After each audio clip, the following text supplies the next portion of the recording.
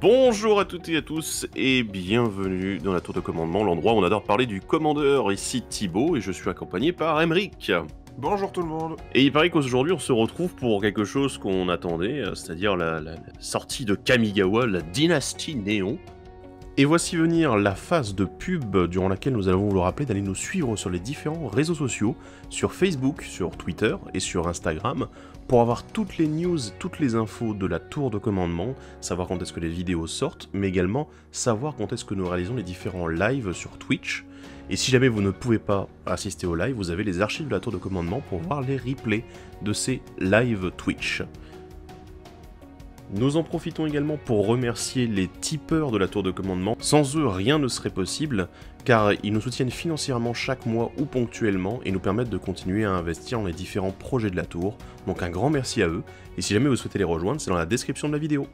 On est donc de retour sur Kamigawa, et évidemment on est dans le futur, mais aussi le futur, le futur c'est les commandants. Voilà, il y avait déjà beaucoup de créatures légendaires dans le Kamigawa original. Et bah aujourd'hui, on va parler des commandants de ce nouveau Kamigawa et voir s'il y en a autant et si ils vont aussi marquer les esprits, hein, là, certains, peut-être, probablement, bon, voilà. On va en discuter. Je vous rappelle qu'on parle uniquement des cartes qui sont éditées dans l'édition Kamigawa, donc ceux que vous trouverez dans les draft boosters, parce qu'il y a des commandants qui sont présents dans les boosters d'extension, et évidemment les deux decks commandeurs, mais qui seront abordés dans une autre vidéo, tous ensemble d'ailleurs. Yes. Et voilà, et let's go, on va aborder tous les commandants. On est parti. Le premier, c'est Ao, le ciel de l'aube, une créature légendaire dragon et esprit 5/4 pour 5, dont 2 blancs, qui a le vol et la vigilance, et quand il meurt, vous choisissez l'un. Soit vous regardez les 7 cartes dessus votre bibliothèque, et parmi elles, vous mettez sur le champ de bataille n'importe quel nombre de cartes de permanent non-terrain, avec une valeur de mana inférieure ou égale à 4, et le reste sur la bibliothèque dans un ordre aléatoire. Ou soit, mettez 2 marqueurs +1/+1 sur chaque permanent que vous contrôlez qui est une créature ou un véhicule. Ok. Du coup, ouais, on a, comme tu l'as dit, c'est un rappel à l'ancien cycle de Dragon Esprit. Bon, bien évidemment, les capacités n'ont rien à voir. Mais on garde quand le dragon meurt, faites quelque chose. Là, ce qui est bien, c'est qu'il nous donne maintenant le choix entre 2 options. Et quelles options, là, putain? Les 2 options sont plutôt cool. Je pense que t'as un monde où, en fait, ton deck AO, tu vas décider de mettre quasiment exclusivement des cartes de permanent inférieures ou égales à 4 pour être sûr de pouvoir trigger sur AO au moment où il va mourir. Ouais. Et l'autre aspect important, ça va être de le faire revenir. On sait que le blanc, il peut le faire, donc c'est ok. Oui, il y a de la réanimation qui est plutôt pas mal. Moi, je l'avais dit, ça me fait penser un peu à Anafenza, la mono blanc. C'est un deck que j'ai construit. En effet, pour le petit côté Winnie White avec des petites créatures. Mais là où Anafenza, en fait, c'est je dois être là avant mes autres créatures. AO, c'est moi j'arrive après et j'apporte déjà un petit côté Buffy, parce que bon, Vol Vigilance 5/4 pour 5 mana, plutôt pas mal en command zone. Donc voilà, on est content. Et derrière ce côté où, ah bah si je meurs, en fait ça peut être encore plus la catastrophe pour les adversaires. Je peux me reconstruire un board si c'est sur un race board, ou bien je peux mettre des marqueurs si mon board est blindé, quoi. Et du coup, t'as ce côté marqueur +1/+1 qui m'intéresse beaucoup. Et il y avait 2 cartes auxquelles on avait pensé avec AO. La première, c'est le don d'immortalité, en fait, qui va permettre de dire, ok, je peux sacrifier AO et le faire revenir, parce que du coup, le don d'immortalité le remet en jeu, et ensuite, on remet le don d'immortalité sur AO, et en fait, c'est il va mourir et revenir, et mourir et revenir, et mourir et revenir. Et t'es là, LOL. Je mets des marqueurs, je vais chercher mes permanents qui coûtent 4 et moins, c'est la catastrophe, quoi. Alors par contre, attention, parce qu'avec le don d'immortalité, vous pouvez pas faire une boucle, hein. C'est juste que c'est une fois par tour. Par contre, une fois par tour, si vous avez un moteur à sacrifice, une fois par tour, vous pouvez trigger AO. Voilà. Et oui, et la seconde, en fait, est valable non seulement pour AO, mais elle va être valable aussi pour tout le cycle des dragons légendaires. C'est la lame des égaux, donc un équipement pour 2 qui dit la créature équipée a la myriade. Donc la myriade, c'était une capacité qui disait qu'à chaque fois que la créature équipée attaque, pour chaque adversaire autre que le joueur défenseur, vous pouvez mettre sur le champ de bataille un jeton qui est une copie de cette créature, engagée à attaquant ce joueur. Là, on va enchanter on va équiper une créature légendaire. On va attaquer avec AO.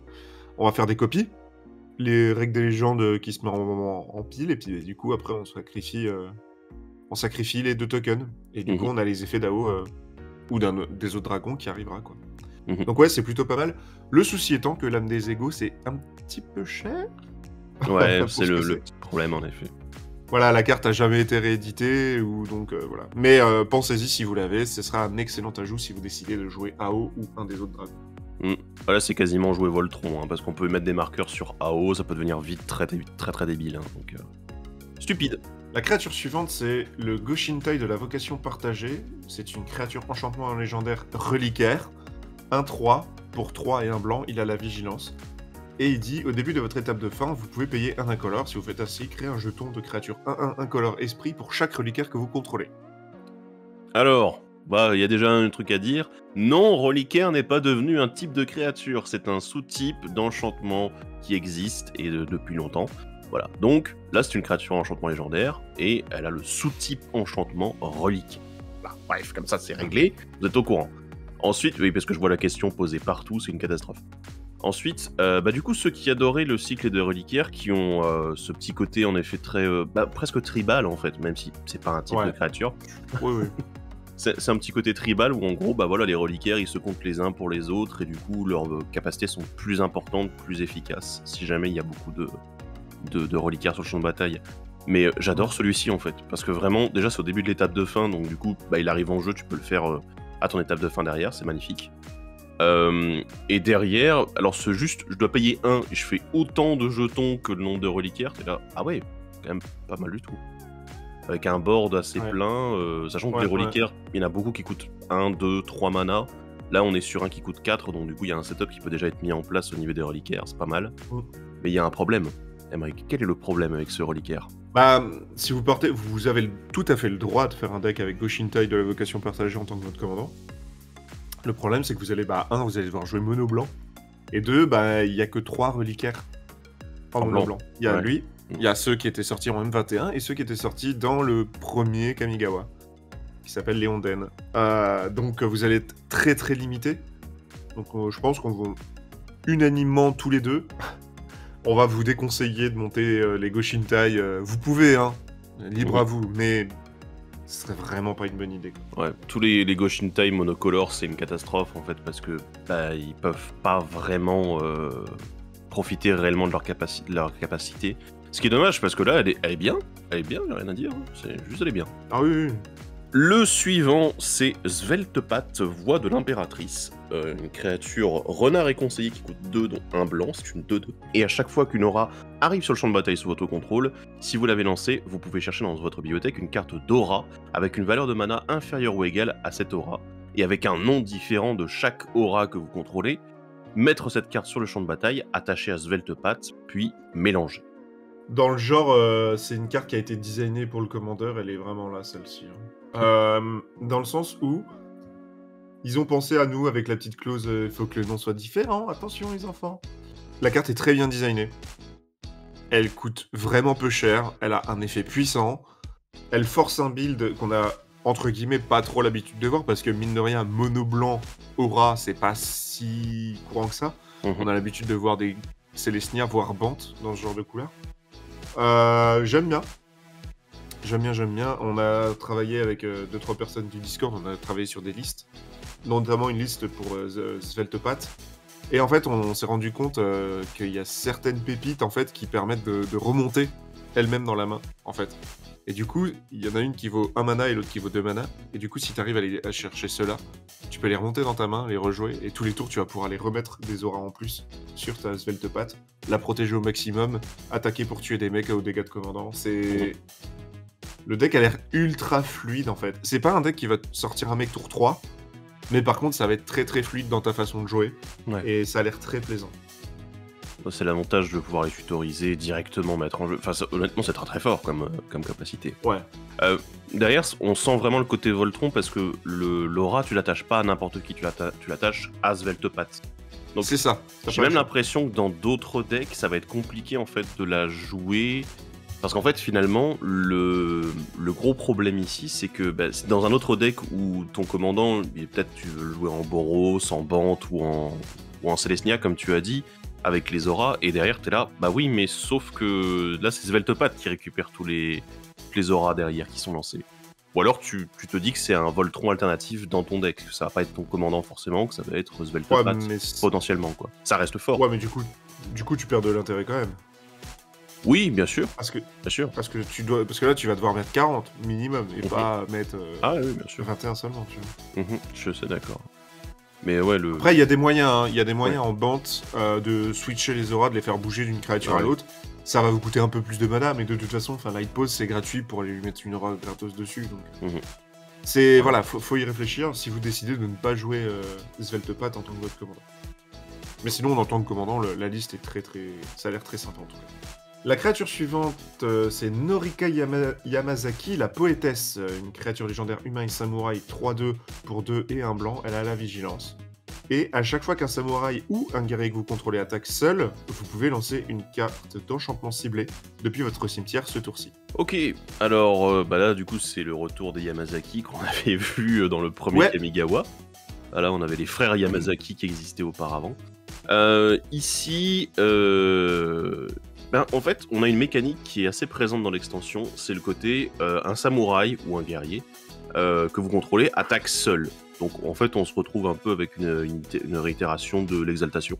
Voilà. Sauf que ici, ouais, c'est ça. c'est une capacité qui se déclenche et qui va dire ah voilà, on peut faire ceci, on fait cela, etc. Et là, bah, c'est un bon exemple aussi. J'aime beaucoup en fait la capacité de Norika, mais voilà, c'est mono blanc enchantement encore une fois. Donc en tant que Ouais, commandant, je suis pas trop sûr de ce qui est possible de faire.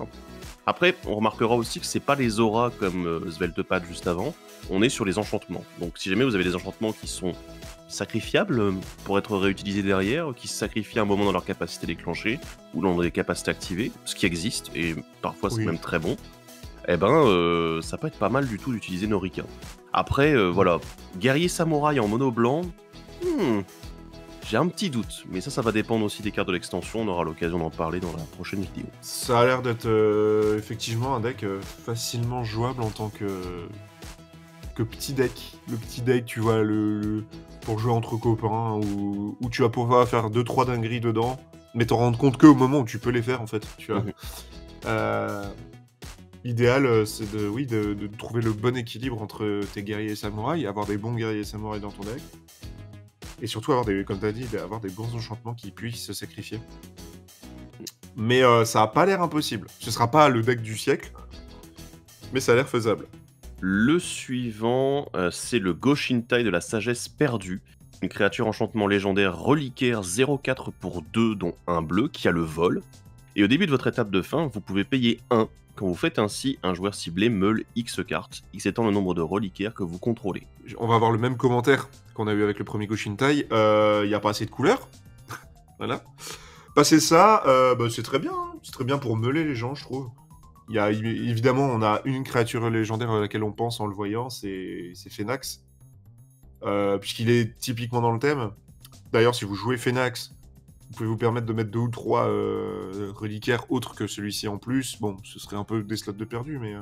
Mais c'est vrai que celui-ci est très intéressant. En plus, bon, enfin, c'est quand même une 0,4 vol pour 2 aussi. Voilà, il y a pas mal de choses qui sont bien avec celui-ci. Puis ça change de ceux qui des reliquaires précédents qui faisaient piocher à chaque fois. Alors, là, on va attaquer le gros. On va parler de Jin Gitaxias, le tyran du progrès. Créature légendaire Phyrexian et Praetor, qui coûte 5 et 2 bleus, c'est une 5-5. Et dit à chaque fois que vous lancez un sort d'artefact, d'éphémère ou de rituel, copiez ce sort. Vous pouvez choisir de nouvelles cibles pour cette copie. Cette capacité ne se déclenche qu'une seule fois par tour.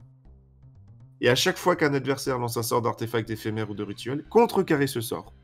Cette capacité ne se déclenche qu'une seule fois par tour. Waouh. On est... Alors, j'aimais beaucoup Jinji Taxias pour le design, tout ça. Mais là, j'avoue que la carte, elle est débile, quoi. Ce qui me fait d'ailleurs penser qu'on a eu quand même le Strixhaven qui est passé par là il y a pas si longtemps et qui aime bien aussi les copies de sorts. Mais voilà. Tout Ouais. ça remonte là. Tu te dis, ouh, il y a un petit truc. Mais on a tellement de choses qui sont faisables en fait avec Jinji Taxias, rien que tout le côté Spellslinger, parce qu'il va marquer oh mon dieu, copie des éphémères rituels. Oui, une fois par tour. Mais on s'en fout, c'est déjà une fois par tour, c'est autorisé, c'est gratuit. Donc voilà, profitez-en. Et en fait, derrière, il y a aussi le côté artefact qu'il faut pas sous-estimer, mine de rien, parce que j'ai l'impression que ça peut vraiment partir en cacahuète aussi là-dessus. Mais il y a tellement de choses. Et puis, cette dernière capacité, ah bah attends, vous lancez des éphémères rituels et artefacts, bah moi je les contrecarre, lol. Ok. Ouais, C'est violent, hein. C'est bah ouais, un peu à la manière qu'avait Vorinclex en fait, de te donner un avantage et de. Ou même les autres prêteurs d'avant, hein, il y avait tout le temps je te donne un avantage et les adversaires vont avoir un inconvénient égal à cet Mhm. avantage-là. Et ouais. Comme t'as dit, ouais, c'est qu'une seule fois par tour, mais si le sort gratuit est un tour supplémentaire, bah t'as basiquement. Si t'arrives à te mettre avec Jingi Daxias un tour sup, je vois pas comment tu peux perdre derrière. Mhm. Bon, voilà, les listes vont être assez classiques, ça va être du mono bleu, un peu très contrôle avec un ou deux kills dans le deck à base de soit tu vas faire des boucles de tour sup, soit tu vas faire des boucles artefacts. Mhm. Voilà, hein, ça va être très très classique. Et c'est ça aussi qui est bien avec ce Jingi Taxias, c'est que on n'en avait pas forcément besoin dans les couleurs, mais maintenant qu'on l'a, ça va être difficile de s'en passer, je pense. Mhm. Je sais pas si on peut l'intégrer dans d'autres decks ou pas en fait, parce que, enfin, tous les decks Spellslinger, à mon avis, tu peux l'intégrer sans aucun problème. Même les decks Ouais, artefacts en fait. Il est un peu passe-partout, mine de rien.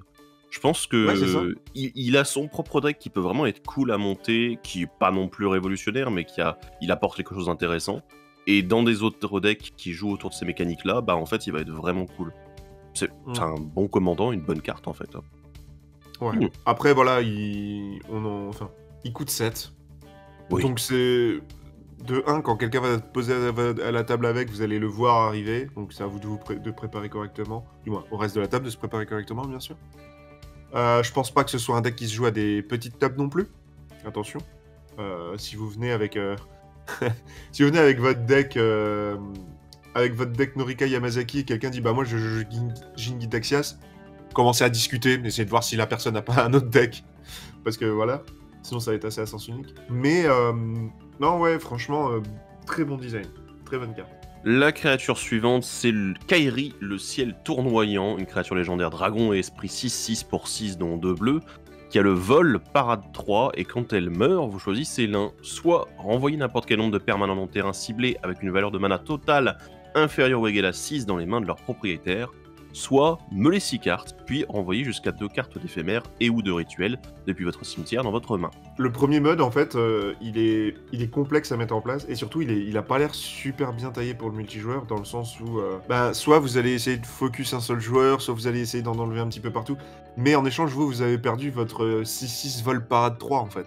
En multi, où il y a plein de cibles possibles, je trouve que l'effet ne vaut pas le fait de perdre son dragon. Mm. Le second mode, ça va. On va le jouer, on va aimer l'avoir dans des decks Spellslinger. Mais encore une fois, je trouve que à côté de ça, vous perdez un bon body, quoi. Donc, je sais Ouais. pas. Bah, c'est un peu le problème de ce cycle de dragon, c'est que tu te dis ouais mais quand il meurt, mais j'ai pas envie. Après là tu te dis bon, si le mec arrive à me le tuer, alors soit qu'il a fait une vrasse et du coup bah tout le monde a pris un peu dans la gueule, soit il a dû payer 3 manas de plus pour pouvoir me le tuer avec un removal. Donc t'es là, ok, d'accord, bon, voilà. Après c'est vrai que le contre-coup, enfin la capacité déclenchée, je la trouve pas assez folle. La première, comme Mm. tu disais, hein, je veux dire, en fait, une valeur de 6, tu te dis, t'as 3 adversaires en face, tu fais quoi? Tu remontes 2 Arcane Signet et une autre bricole à 2 mana, quoi. Ouais, c'est ça. Ça fait un peu mal, quoi. Donc, voilà. Puis après, ouais, à moins que tu joues avec le cimetière, avec le côté meule et remonter les éphémères rituels, c'est un peu bizarre, quoi.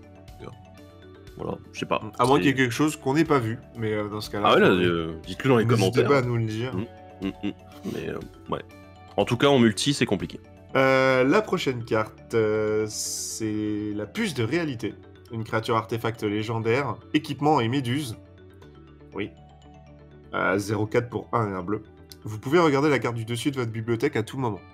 Tant que la puce de réalité est attachée à une créature, vous pouvez jouer des terrains et lancer des sorts depuis le dessus de votre bibliothèque. Et elle a reconfiguration 2 et 1 bleu. Donc en gros, pour 2 et 1 bleu, on peut l'attacher à une créature, comme un équipement. Et ensuite, on peut repayer 2 et 1 bleu et le détacher. Mais on peut reconfigurer que comme un rituel. Il faut le préciser, du coup, tant que la puce de réalité est attachée avec la reconfiguration à une créature, en fait, ça n'est plus une créature. Oui. Donc oui, on est bien face à des créatures qui peuvent devenir des équipements et redevenir des créatures derrière, c'est intéressant. C'est la nouvelle mécanique de reconfiguration, c'est très sympathique. Et du coup, la puce de réalité, où est-ce qu'elle est dans tout ça? Parce qu'elle est légendaire, donc du coup, elle peut être commandant, c'est là... c'est bien ça. Donc c'est le premier commandant Méduse. Oui, déjà. Et c'est le premier commandant équipement, il me semble aussi d'ailleurs. Donc, ok, pas mal. Donc ouais, c'est assez intéressant. En dehors de cette mécanique de la reconfiguration, si on regarde juste le texte, les autres capacités de la puce de réalité, oui, complètement. Enfin, je veux dire, c'est Ouais. génial. Je veux dire, rien que pour 2, on a déjà un contrôle dessus de la bibliothèque qui est intéressant, qui fonctionne bien avec certains jeux qui veulent justement avoir accès à ces informations-là, notamment en bleu, souvent, Ouais. voilà. Et je pense que je vais te laisser parler de la combo. Ouais, du coup, il y a un petit côté El-Chat, quand on l'a vu dans les textes, notamment le fait qu'on puisse jouer la carte depuis le dessus de notre bibliothèque. Mais par contre, il faut l'attacher à une créature. Donc en fait, si vous avez une créature qui réduit le coût de vos artefacts, comme par exemple le sculpteur d'Ethereum, au pif, hein, vous lui équipez la puce de réalité, et ensuite il vous faut la fameuse toupie de divination du Sensei. Si vous avez votre toupie de divination du Sensei, le sculpteur d'Ethereum et la puce de réalité attachée à ce sculpteur, vous pouvez activer la toupie, piocher une carte, mettre la toupie au-dessus de votre bibliothèque. La puce dit que vous pouvez jouer cette carte, et le sculpteur d'Ethereum dit que ça coûte un de moins. Donc en fait, pour 0, vous jouez votre toupie. Vous l'engagez, vous piochez, vous recommencez. Du coup, vous avez, entre guillemets, un nombre très grand de compteurs Storm. Donc vous pouvez Storm des gens. Vous pouvez aussi juste dire, j'ai pioché mon deck, je joue un oracle de Tassa, est-ce que quelqu'un a une réponse? Non, j'ai gagné. Ça vaut même pour Maniac de Laboratoire et Jace the War of the Spark. Et enfin, la dernière, vous pouvez juste dire, du coup, j'ai un réservoir de flux éthérique. Je vais remélanger mon cimetière dans ma bibliothèque avec une carte X, Y, Z, et on recommence, et vous êtes tous morts. Voilà. Donc on est sur du mono bleu, combo, artefact très très classique. Du moins, les lignes qui font gagner, on les connaît. Là, c'est une façon un peu plus rapide, je trouve, puisque la puce de réalité ne coûte que 2. Et elle est encore en zone. Ok, il y a le coup de reconfigure, mais avec les bonnes cartes, ça coûte pas si cher. Le fait d'avoir cet effet en zone de commandement aussi, c'est super intéressant parce qu'on l'a jamais eu jusqu'ici. Pouvoir jouer depuis le dessus de la bibliothèque comme ça, surtout avec un coût aussi faible, c'est énorme, quoi. C'est surtout le coup faible, parce qu'on avait El-Chat avant. El-Chat Top, Oui, on un avait deck El-Chat. qui existait. On avait El-Chat. Mais là... On était en tricolore oui, aussi. C'était... Voilà, puis là, on reste dans la meilleure couleur pour faire ce genre de bêtises, donc... Attendez-vous à le voir. Encore une fois, c'est pas le genre de deck que tu sors le dimanche pour après-midi pour t'amuser entre copains, sauf si vous voulez jouer à haut niveau. Ouais. Je tiens à le préciser. Parce que c'est le problème du bleu, c'est soit c'est des commandants qui sont complètement broken, soit c'est des commandants qui sont complètement nuls. Donc, ouais, qui sont pépères, on dit. On pépère. Y a pas de juste milieu. Alors, on va passer au noir avec un Goshintai et celui de la cruauté cachée. Une créature enchantement légendaire reliquaire, 2/2 pour 4 dont un noir qui a le contact mortel. Et au début de votre étape de fin, vous pouvez payer 1 quand vous faites ainsi. Détruisez une créature ciblée avec une endurance inférieure ou égale à X, X étant le nombre de reliquaires que vous contrôlez. Oui, c'est toujours pareil, hein. Y a pas assez de reliquaires en noir pour en faire un deck convenable. À la limite, je le verrais bien dans 2-3 decks enchantement où il y a du noir. Parce que détruire une créature qui a un d'endurance, il y en a des bonnes en fait, des créatures qui ont 1 d'endurance et qu'on voit souvent dans le format.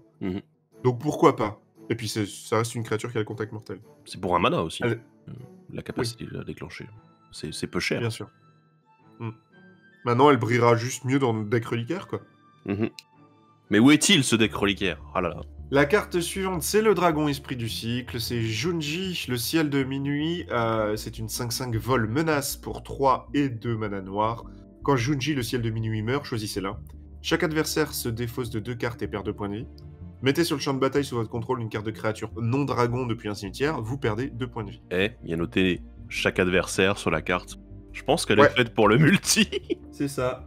Ah, c'est dingue. En fait, encore une fois, très bon body. Évidemment, déjà, une créature qui vole, ça fait plaisir, mais avec la menace...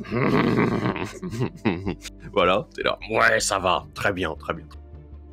Franchement, non, j'ai dit chaque adversaire se défaut... Enfin, voilà, je précise là-dessus, mais c'est vrai que cette capacité est très forte de base. Et en fait, les deux sont fortes, en vrai. Les deux modes sont vraiment très intéressants. Là où c'est vrai que, par exemple, AO, moi, j'étais un petit peu plus chaud sur les marqueurs que sur les permanents.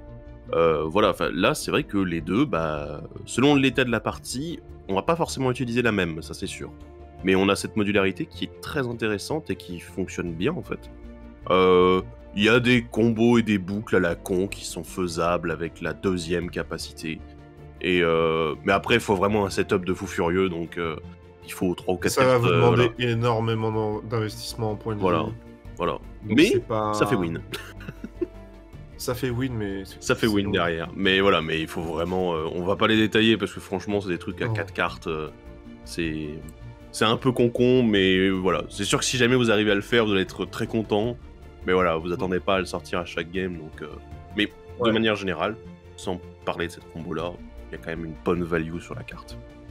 Ouais. Après, il va se glisser particulièrement bien dans tous les decks qui ont l'habitude de ramener des créatures depuis le cimetière. On pense à Meren. En fait, l'avantage qu'a Junji, c'est un peu le même KO. C'est que, mais lui, il le fait encore mieux, c'est qu'il est dans les couleurs qui réaniment. Donc, d'une manière ou d'une autre, vu qu'il a un effet de mort, nous, on va en Enfin, c'est plus facile de profiter de Junji que des autres dans le bon deck, parce que il est noir, tout simplement. Le commandant suivant, c'est Nashi, Sion du Sage de la Lune. Une créature légendaire rat et ninja qui coûte 3, dont 2 noirs, et qui est 3-2. Et il a le ninjutsu pour 4, dont 1 noir. Je le rappelle, le ninjutsu, vous payez le coût de ninjutsu depuis la main, et vous renvoyez en main une créature attaquante non bloquée que vous contrôlez, et vous mettez sur le champ de bataille cette carte engagée attaquante depuis votre main. Ça se remplace, quoi. Et à chaque fois que Nashi, Sion du Sage de la Lune, inflige des blessures de combat à un joueur, exile la carte du dessus de la bibliothèque de chaque joueur. Jusqu'à la fin du tour, vous pouvez jouer une de ces cartes. Si vous lancez un sort de cette manière, payez un nombre de points de vie égal à sa valeur de mana à la place de payer son coût de mana. C'est pas mal. La kappa est très puissante. Maintenant, elle demande aussi un gros effort, puisqu'il faut que Nashi aille toucher un adversaire. Donc, de toute façon, à partir du moment où vous allez jouer ninjutsu une fois, vous allez être sûr de toucher, donc vous allez avoir son effet. Mais en soi, une fois que Nashi est sur le board, elle a pas de moyen de d'évasion. Deuxième point important, Nashi n'a pas le commandeur ninjutsu comme Yoriko. Donc du coup, vous allez être obligé au moins de la jouer une fois, de la remonter dans votre main pour ensuite pouvoir la ninjutsu. Donc je pense que c'est une carte qui a un effet qui est très puissant, mais qui demande pas mal de boulot, ou juste d'être là au bon endroit au bon moment. Donc déjà, je la vois plus dans un deck ninja / évasion, comme vous voulez, plus que à la tête de son propre deck. C'est vrai. Je suis assez d'accord là-dessus. C'est vrai que j'avais oublié qu'elle n'avait pas le commandeur ninjutsu, donc ouais, c'est uniquement depuis la main. C'est une grosse différence, et c'est là où on voit la puissance de Yoriko, encore une fois. L'erreur de design. L'erreur de design, si tu veux.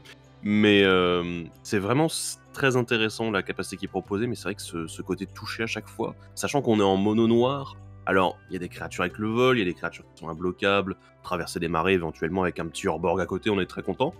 Voilà, mais ça devient un peu compliqué, quoi. Je trouve avoir des créatures qui systématiquement ne sont pas bloquées, ça va être un peu complexe pour que Nashi puisse fonctionner. Puis comme tu dis, ce côté où il faut qu'elle soit lancée normalement avant, ça rend tout un peu plus compliqué, en fait. Ou alors après, il faut la rendre imbloquable, d'une manière ou d'une autre, voilà, passage du malandrin, tous les effets comme ça, du même type.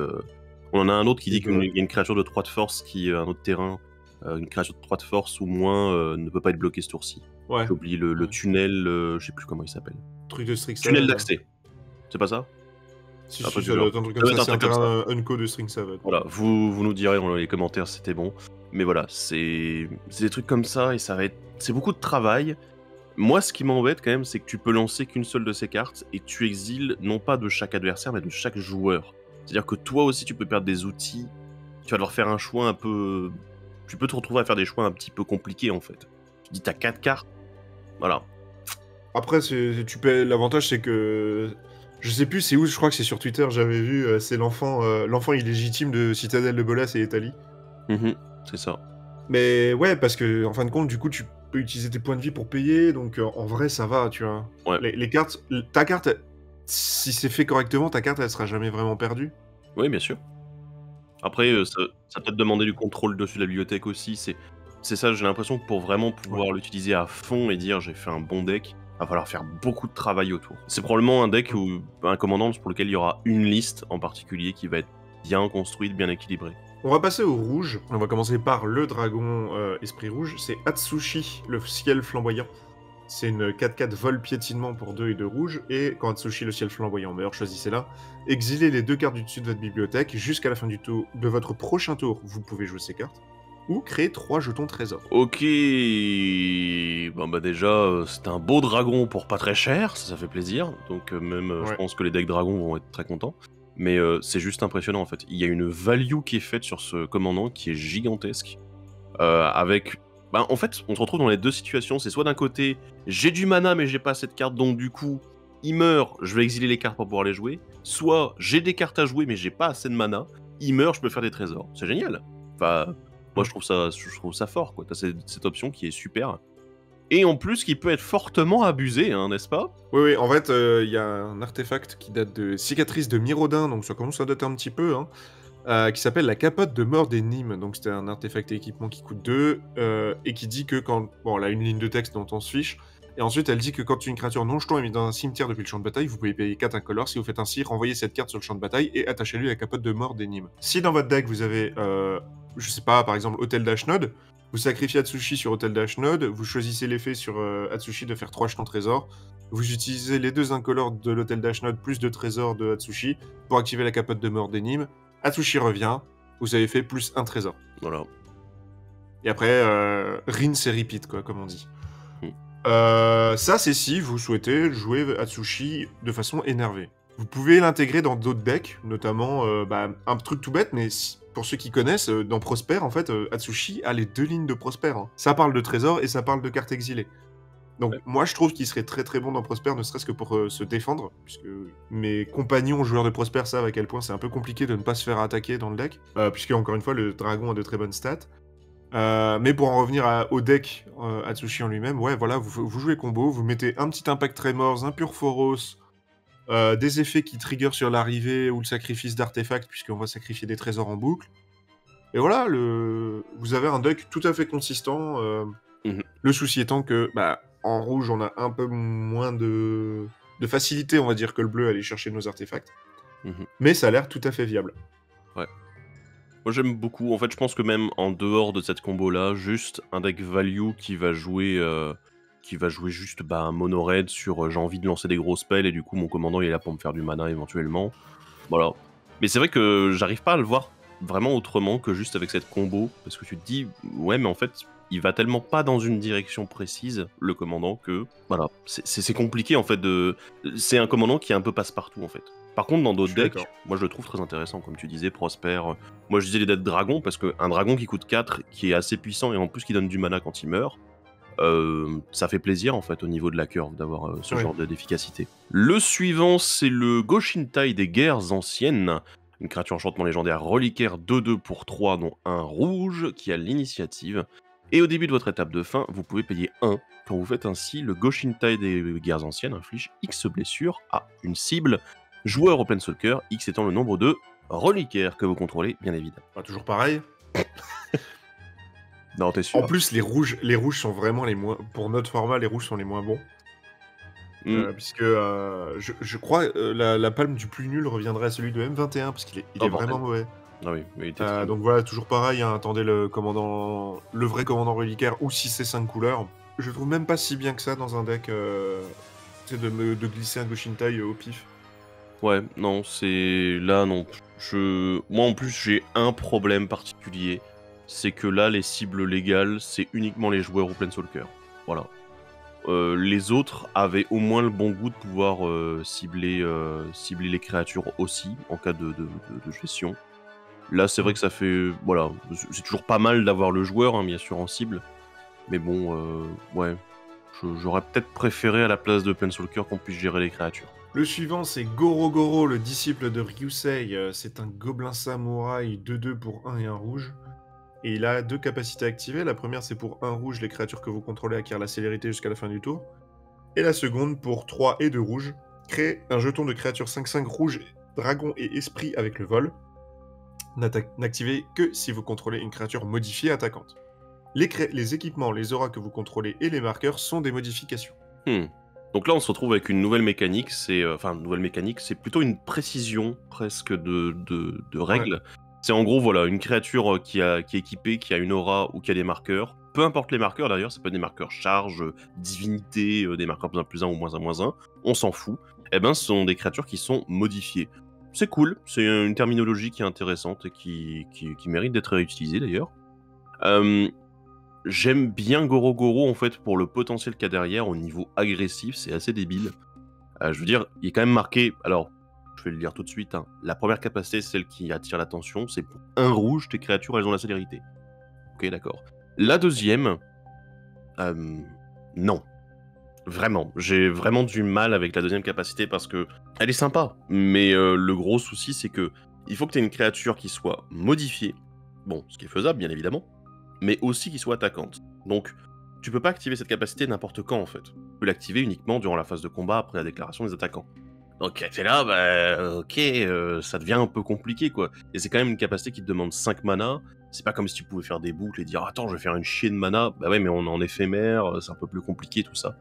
Ça devient un peu complexe comme mana sync. Là où je préfère beaucoup plus la première capacité, puis tu peux te dire un petit deck gobelin bien bourrin, là où t'as envie qu'ils attaquent très vite, ou alors avec d'autres plus grosses créatures, ça peut être très sympa. Ouais, en vrai, le truc, et je te rejoins là-dessus, c'est que la deuxième capa ne sert pas la première. Mm. Parce que le token est même pas attaquant, quoi. Donc, Ouais. ça va te faire un bloqueur. Bon, bref. Mm. Après, du coup, tu vois, enfin, typiquement, c'est un gobelin, donc les decks Krenko, ils seront contents d'avoir encore un truc qui va permettre de partir en cacahuète avec Krenko plus tôt. Oui. Parce que C'est vrai. là, on va pouvoir lui donner la célérité. Tu peux faire un énorme board, attaquer avec tous tes tokens pour un mana avec Goro, donc c'est quand même plutôt pas mal. Voilà, moi je le vois beaucoup plus dans des decks qu'à la tête de son deck. Mhm. Je suis d'accord. Ça peut vraiment être efficace dans d'autres decks. Le commandant suivant, c'est Eiko Yamazaki, la générale, qui coûte 4, dont un rouge, une créature légendaire humain et samouraï 3/3 avec le piétinement, et qui dit qu'à chaque fois qu'un samouraï ou un guerrier que vous contrôlez attaque seul, vous pouvez lancer une carte d'artefact ciblée depuis votre cimetière ce tour-ci. Les plus attentifs d'entre vous ont remarqué qu'en fait il s'agit de la sœur de la créature blanche qu'on a parlé précédemment, qui elle cette fois joue avec du coup les artefacts. Toujours la même chose, hein, un deck tribal guerrier samouraï. Mais cette fois en fait on a, au lieu de ramener des enchantements, on peut ramener des artefacts. Ce qui en fait pour nous semble un tout petit peu plus intéressant. Le truc plus intéressant aussi c'est que le rouge est connu pour pouvoir donner des phases de combat supplémentaires. Oui, eh oui. Donc, si on joue correctement, on peut ramener 2 ou 3. On a vraiment du bol si on peut en ramener 3. Mais on peut facilement en ramener 2. Au moins 2 artefacts depuis le cimetière. Et voilà, ça a l'air d'être un deck pareil que l'autre. Hein. Ça va être un deck assez sympathique, Mhm. sans trop de chichi, qui fait pas non plus d'énormes dingueries, mais qui peuvent être bien. Mon seul regret, et je pense que là, Thibaut risque de me rejoindre, pourquoi ils ont pas partenaire l'un avec l'autre en fait? C'est vrai que c'est assez dommage parce que ça aurait été assez intéressant. En plus, on aurait retrouvé un peu le côté Boros équipement aura qui aurait pu être ressorti encore une fois et qui aurait été très Ouais. intéressant parce que là, t'es là, bah, tu te dis, c'est Ultra Voltron. Ça nous permet ensuite de ranimer des pièces d'équipement et d'aura qui sont bien en fait. Et ça aurait été vachement cool. Très très sympa. Mm. Moi après, là, Eiko, je l'aime bien aussi parce que, mine de rien, tout à l'heure j'en ai parlé avec les enchantements, j'ai dit: «Oui, alors si vous avez des enchantements en blanc qui se sacrifient pour faire un effet, que ce soit en coup, ou en résolution de leur, capacité», ben, là, en fait, pour les artefacts, c'est quand même beaucoup plus souvent qu'on a des artefacts qui se sacrifient, d'eux-mêmes ou qu'on peut sacrifier via des effets divers et Mm. variés, quoi. Les enchantements, généralement, c'est: «Ah non, on met un enchantement, on veut pas y toucher, on veut qu'il reste sur le champ de bataille». Les artefacts, eux, ils peuvent partir au cimetière, revenir, ça arrive, quoi. Voilà. Du coup, pour moi, c'est un Ouais. peu plus intéressant. Il y a ce côté-là où on peut en effet un peu plus en abuser. On aura les outils. On passe maintenant au vert et on commence par vos préférés. Le Goshintai de la vigueur abondante. Alors celui-ci, c'est un piétinement pour 2. Créature enchantement légendaire reliquaire, bien sûr. Au début de votre étape de fin, vous pouvez payer un incolore. Quand vous faites ainsi, mettez un marqueur +1/+1 sur un reliquaire ciblé pour chaque reliquaire que vous contrôlez. Il y a le même discours que pour les autres, hein, ne vous embêtez pas, attendez le deck reliquaire. Et ça tombe bien parce que le deck reliquaire, on en parlera dans une prochaine vidéo. Voilà.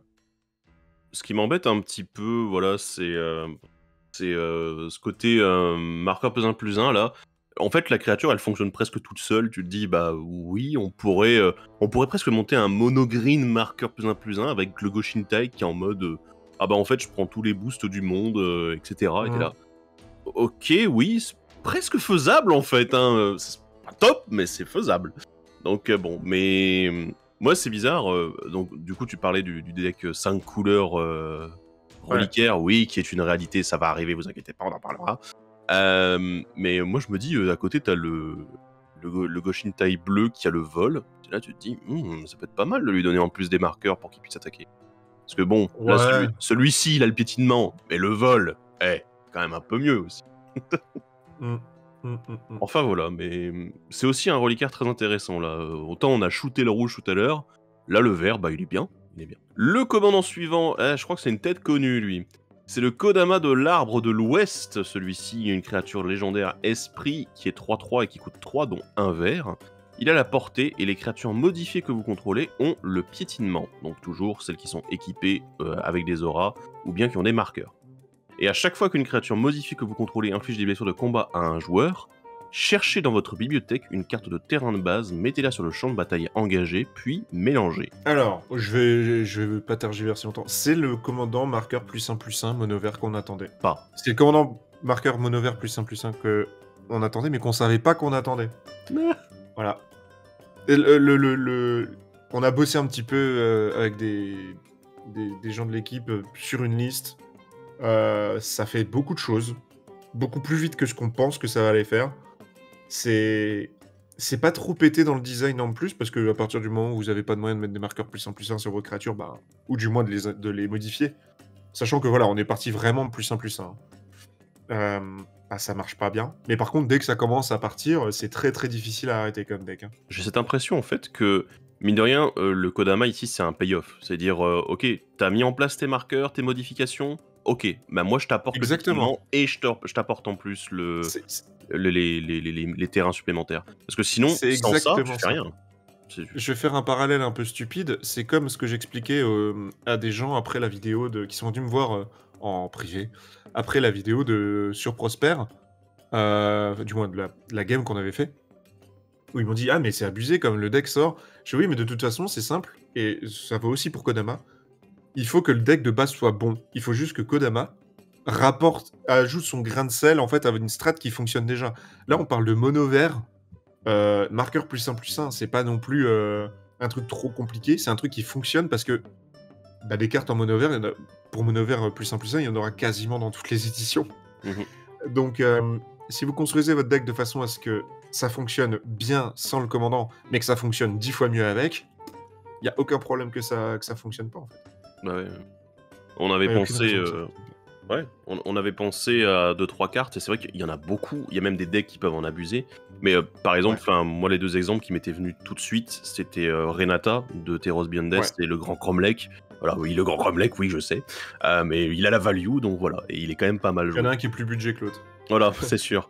Mais c'est très intéressant en fait, parce que directement vos créatures elles vont arriver déjà modifiées en jeu. Ce qui Ouais, fait c'est une ça. énorme différence, quoi.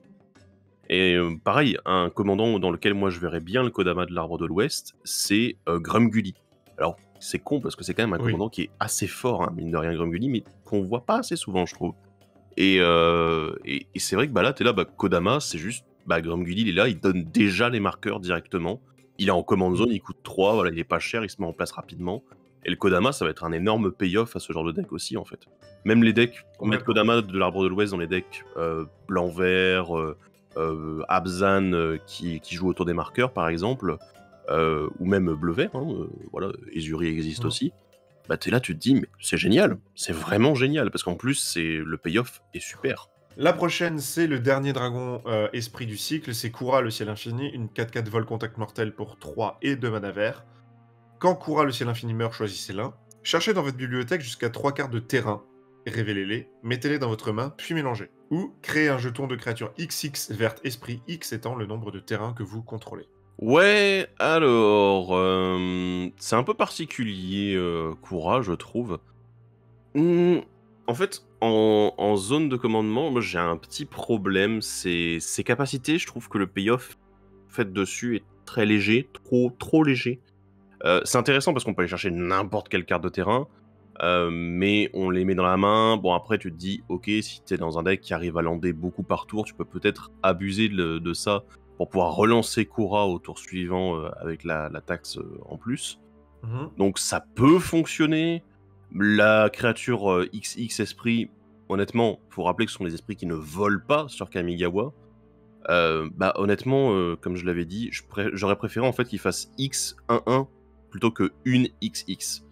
Parce que bon, un jeton, c'est facilement gérable. X jetons, ça devient un peu plus compliqué. Donc, ouais, je sais pas. C'est vraiment pas une carte qui m'inspire en tant que commandant. Dans certains decks, oui. En tant que commandant, pas vraiment. Et le dernier commandant vert, c'est Shigeki. Shigeki, visionnaire de Jukai. Shigeki, ok d'accord. Oui. Une créature enchantement légendaire, serpent et druide, 1-3 pour 2 dont un vert. Pour 2 dont un vert en l'engageant et en le renvoyant dans la main de son propriétaire. Révélez les 4 cartes du dessus de votre bibliothèque. Vous pouvez mettre sur le champ de bataille engagé une carte de terrain parmi elles. Mettez le reste dans votre cimetière. Et il a le transfert, le retour d'une capacité qui dit que pour 2 fois X et 2 verts, défaussez-vous de Shigeki et renvoyez dans votre main X cartes non légendaires ciblées depuis votre cimetière. Ce sera bien dans les decks qui veulent jouer des terrains et qui jouent depuis le cimetière, donc on va penser à Lord Wingrice. Je vais éviter de nommer le Gitrog parce que je pense que les listes sont très très fixes et je connais pas assez le deck. Mais tu vois, Lord Wingrice, je le vois bien jouer... Seigneur Enfant des Vertus en français. Je le vois bien jouer Shigeki. Parce que du coup, en fait, la capa de le renvoyer dans... Tu renvoies Shigeki dans ta main, donc tu vas prendre un terrain, mais le reste va être au cimetière, mais c'est pas très grave, en fait, dans ce genre de deck. Pensez aussi à Muldrota de la même façon. Tous les decks qui boubouitent avec le cimetière, de toute façon, ils peuvent en faire quelque chose. Ouais. Et qui tirent une value des terrains, bien évidemment, parce que sinon... Oui. Tu vois, par exemple, moi, dans Renéoplasme, ça, je m'en fiche, en fait. Tu vois, comme effet. C'est pas un effet qui m'intéresse. En effet. Pourtant, j'ai besoin d'avoir un cimetière assez rempli. Donc, voilà.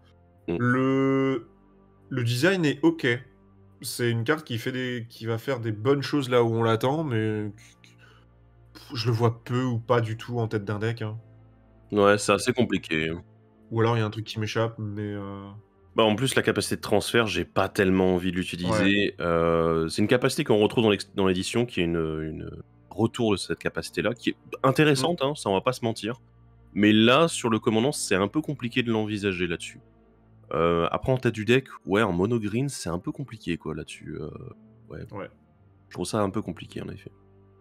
Après, un petit truc à noter, cette édition, c'est aussi le retour des créatures enchantement. Qu'on avait dans Teros, et bizarrement, là, il y en a aussi sur Kamigawa. Donc, voilà. Ouais, ils ont justifié ça par les créatures, en fait, qui sont soit des Kami, mais qui ne s'appellent pas des Kami, soit des créatures mortelles qui ont fusionné avec un Kami. Donc lui, regarde, tu vois, par exemple, si tu regardes sur l'ILU, il a des trucs qui n'ont rien à faire là, comme par exemple une branche qui lui sort du cœur. Voilà. Voilà. Bon, voilà, c'est intéressant ça aussi, c'est bon à noter, au cas où, voilà. Attendez que ça pourrait être utile. On va passer du coup aux créatures multicolores, et la première c'est Kyodai, âme de Kamigawa, une créature légendaire dragon et esprit pour 3 et 1 blanc. C'est une 3-3. Elle a le flash, elle a le vol, et quand Kyodai, âme de Kamigawa arrive sur le champ de bataille, un autre permanent ciblé acquiert l'indestructible tant que vous contrôlez Kyodai. Et pour Booberg, donc un blanc, un bleu, un noir, un rouge, un vert, Kyodai gagne +5/+5 jusqu'à la fin du tour. +5/+5, c'est beaucoup déjà, mais ça demande beaucoup de mana aussi. Ouais. Kyodai, alors oui, c'est un commandant multicolore, puisqu'on a les 5 couleurs qui sont représentées sur la carte. L'avantage, en effet, c'est le côté protection. Moi, j'aime bien ce côté flash. Ah tiens, t'es indestructible comme permanent. En plus, c'est pas jusqu'à la fin du tour. On a déjà eu des cartes comme ça qui étaient plutôt mais. Là, c'est vraiment tant que vous le contrôlez. Ça me fait penser à d'autres cartes qui sont pas des commandants, qui fonctionnent un peu de la même façon aussi. Mais derrière, que fait Kyodai à part protéger un autre permanent? Ben, pas grand chose. Par contre, c'est un énorme payoff si jamais vous avez moyen d'avoir mana infini. Juste voilà. Ouais. Oh bah j'ai une chier de mana, bah tiens mon Kyodai il va être 40-40 si j'ai envie, ou 21-21 simplement. Enfin, pas 21-21, mais 23-23. Pour dire ok je win, je tue quelqu'un et let's go quoi. Après, derrière c'est justement la question, c'est qu'est-ce qu'on fait avec Kyodai? Parce qu'il n'y a pas de direction claire je trouve autour du commandant. À part dire, Non. voilà, j'ai besoin de mes 5 couleurs pour booster mon commandant et faire des conneries. Ouais. À moins que tu le mettes dans le deck et pas dans la zone de commandement, bah en fait tout le monde va voir qu'à un moment ou à un autre, tu vas pouvoir le flasher un Kyodai en fait. Tu vois, pour Mmh. protéger ou pour faire autre chose. Ouais, Je sais pas, je trouve ça. Mais. Je trouve ouais. mais. Bah, c'est toujours un peu ce problème avec les commandants flash qui ont une capacité intéressante, c'est que, bah, il y a pas de surprise en fait, on est au courant, tu C'est vrai, Yoriko en zone c'est de vrai, c'est vrai, commandement, c'est vrai. tu sais que Yoriko Mm. va sortir quoi. C'est Ouais. c'est la même. Donc voilà, c'est ce petit problème là en effet, des commandants qui veulent faire: «Ah surprise!» Ouais mais je t'avais vu depuis le début de la game en fait, Bah c'est ça, même avant qu'on commence, t'étais là en fait. Donc. oui voilà. Oh bon, ouais, c'est des questions à se poser en effet. Après, bon, l'aspect protection, bah peut-être qu'on peut passer outre et juste dire, ok, bah mon but c'est en 5 couleurs, je fais mana infini ou une grosse quantité de mana et je tue quoi. Je le monte Voltron Kyodai et let's go. Quoi. Le commandant suivant multicolore, c'est Tameshi, architecte de réalité, une créature légendaire lunarien et sorcier 2-3 qui coûte 3 dont un bleu. Et elle dit à chaque fois qu'au moins un permanent non-créature est renvoyé en main, piochez une carte. Cette capacité ne se déclenche qu'une seule fois par tour. Et pour X et un blanc, renvoyez un terrain que vous contrôlez dans la main de son propriétaire, renvoyez sur le champ de bataille une carte d'artefact ou d'enchantement ciblée avec une valeur de mana inférieure ou égale à X depuis votre cimetière. N'activez que lorsque vous pourriez lancer un rituel. On a enfin, après toutes ces années, un vrai commandant lunarien. Autre que le patron de la Lune. Du coup, Tameshi, qu'est-ce qu'on en pense? Bah on aime bien, hein. Tameshi c'est cool, ça va permettre un build contrôle un petit peu, pas lourd mais lent en fait. On va jouer sur des bons enchantements, des bons artefacts qu'on va pouvoir faire ramener depuis le cimetière. On peut partir avec plus de lunariens pour pouvoir profiter des effets de renvoyer des terrains dans la main, donc pouvoir piocher des cartes avec Tameshi. On va pouvoir faire plein de trucs différents. Et sans que ce soit complètement pété. C'est des trucs, ça va être un deck très ok, mais encore une fois, ça va aussi dépendre de si vous aimez bien jouer de contrôle. Parce que je sais très bien qu'il y a des playgroupes qui détestent ça. Mhm. Mais voilà, ça va être le petit deck à papa, ça va faire des trucs dans son coin, ça va pas gagner... ça va pas dire «Ah, j'ai gagné, vous avez perdu» en sortant un truc magique de son chapeau. Non, ça va gagner à la régulière en mettant en floudant un board et en essayant de faire des dingueries comme ça, on va dire. Ma wincon préférée dans le deck étant Triska Decaifil. Ouais. Bah ouais, et du coup, tu peux piocher assez régulièrement et du coup arriver à tes 13 Ouais, cartes. c'est ça en fait. Ouais, C'est ouais. ça. Moi, je me pose la question quand même d'une version Stax, parce que il ranime les enchantements et les artefacts, qui sont Ouais. souvent les éléments de Stax. Et vu qu'on est Mhm. sur un commandant qui est relativement lent et qui demande pas forcément énormément de ressources pour fonctionner, bah, une version Stax, moi, ça me semble tout à fait correct aussi. Hein. Ça pourrait se faire. Ça pourrait complètement se Voilà. faire. Mais c'est pépère. En fait, c'est presque la Stax, elle est là pour servir le commandant qui ne joue pas non plus extrêmement vite, quoi. Voilà. Ouais. Hmm. Ouais. C'est assez intéressant en tout cas. Je suis intrigué. Pas forcément hypé, mais intrigué. Le suivant, c'est Hidetsugu, le chaos dévorant. C'est une créature légendaire ogre et démon 4/4 pour 3 et un noir. Et il a pour un noir et sacrifier une créature, regarde 2. Et pour 2 et un rouge, on peut l'engager. Exilez la carte du dessus de votre bibliothèque. Vous pouvez jouer cette carte ce tour-ci. Quand vous exilez une carte non-terrain de cette manière, Hidetsugu Chaos Dévorant inflige un nombre de blessures égal à la valeur de mana de la carte exilée à n'importe quelle cible. Hmm. C'est assez particulier en fait, parce que d'une certaine façon, ça ressemble un peu à Yoriko. Yoriko, ah, je révèle la carte, hop, ah, tiens, vous perdez tous autant de points de vie.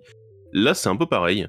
On a ce côté un peu aristocrate aussi qui est présent, voilà, avec sacrifier une créature, regarde 2, même si moi je Hmm. l'apprécie pas forcément parce que t'as un mana à payer, alors qu'en comparaison, on a Ouais. des créatures qui existent qui disent bah t'as pas payé de mana, tu fais juste sacrifier une créature, Ouais. Scry 1, voilà. Euh, Il y a quelques idées qui semblent plutôt pas mal parce que l'objectif, ça va quand même être souvent d'utiliser la deuxième capacité, pas la première. Hein. La première, c'est un moyen de faire fonctionner éventuellement la deuxième. Mais je pense qu'en abusant un petit peu des cartes qui ont des coûts alternatifs qui sont inférieurs à leur valeur de mana, on pensait à l'évocation quand on en avait parlé, hein, par exemple. Ouais, bah, comme ça, tu sacrifies directement ta créature, rien à faire. Donc ouais, dire OK, bah, je vais avoir des cartes qui coûtent 6 mais en fait, en évocation, elles me coûteraient que 3. Voilà, donc Ouais.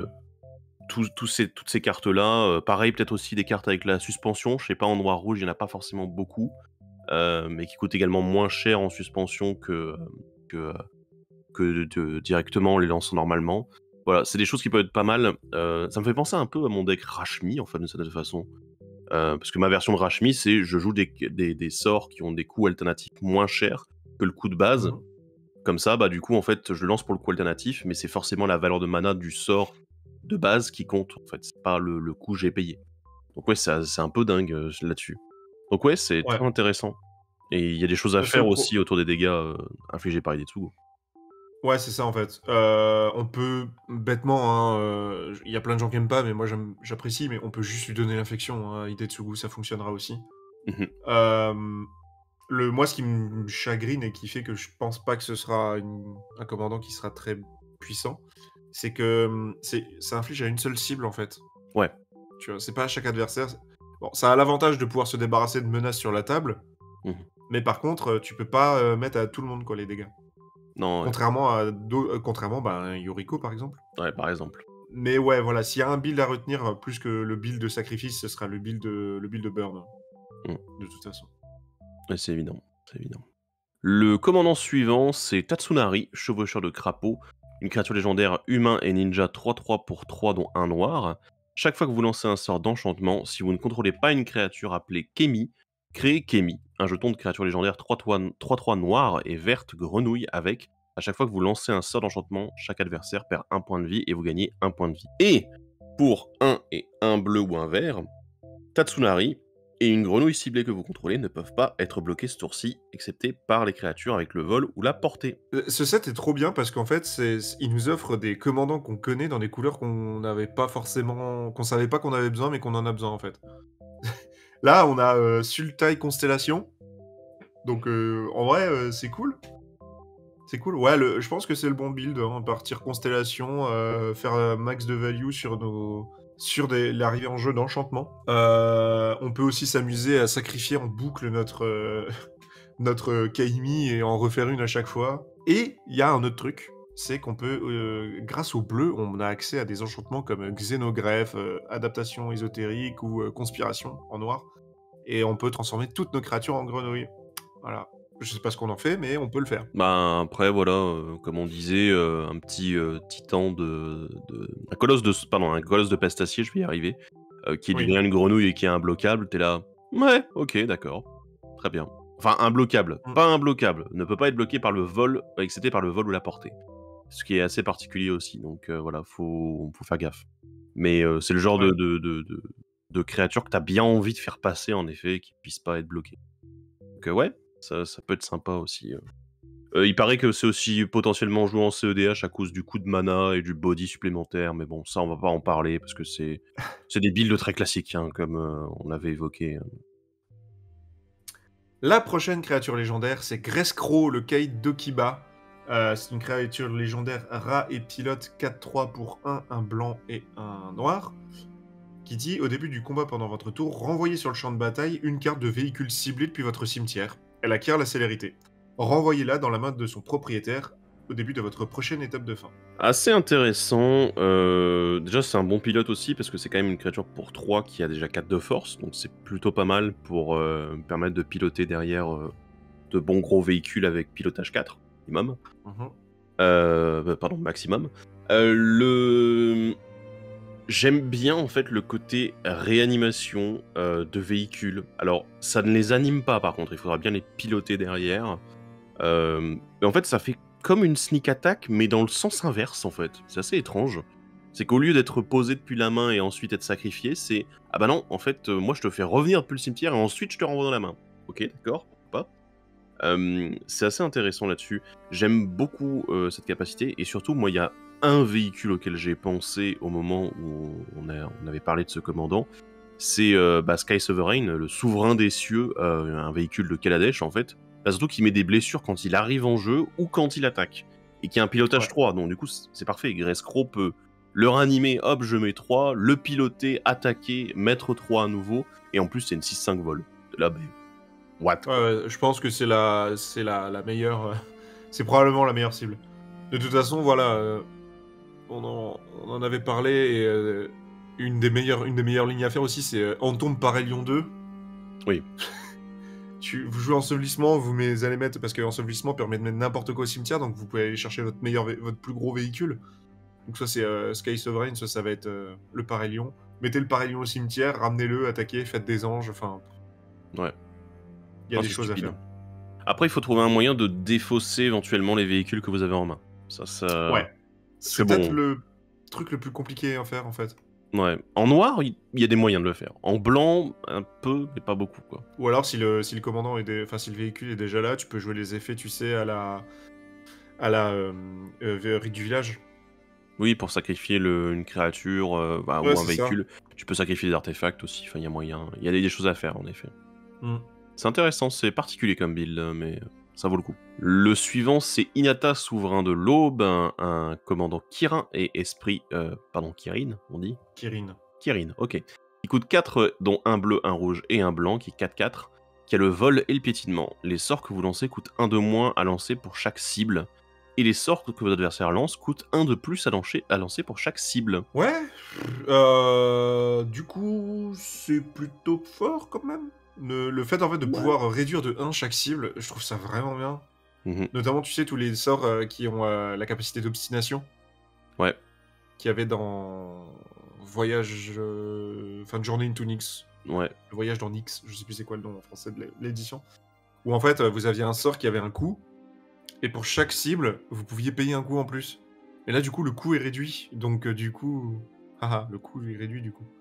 Voilà. Ouais, c'est vrai que c'était assez intéressant là-dessus. Il faut aussi préciser une chose, c'est que c'est pas pour chaque créature ciblée, c'est pour chaque cible. C'est-à-dire que si vous avez par exemple, je pense à Trou de mémoire, qui est un contresort qui coûte 1 et 1 bleu, bah en fait, comme vous avez une cible, un sort, bah il coûte 1 de moins. Il va coûter que 1 bleu. Ça rend le truc un peu con en fait, hein, quand on s'en rend compte. Sur plein de choses comme ça, en fait, où bah, en fait, ton coût générique, il peut très vite dégager de tes sorts à 2, et C'est vrai. ça peut être complètement débile, quoi. Vraiment, moi, je trouve que ça fonctionne très très bien. Pareil, Et on d'ailleurs, peut tuer tout le monde avec une boule de feu. ouais, ah ouais, on peut pas, ouais, voilà, c'est pareil aussi. Et la même chose, c'est que du coup, ben, en fait, tous vos sorts et tous vos permanents sont également protégés. En fait, c'est un ward 1 sur vos permanents et en plus sur vos sorts. C'est impressionnant, quoi. La parade, ok. Je trouve assez intéressant, mais Ouais, ouais. il y a beaucoup de choses. En fait, il y a vraiment beaucoup de choses possibles, quoi. Tu peux être spell slinger avec des spells à X dans tous les sens, de l'ultra contrôle, jouer, pourquoi pas, avec les effets de boost.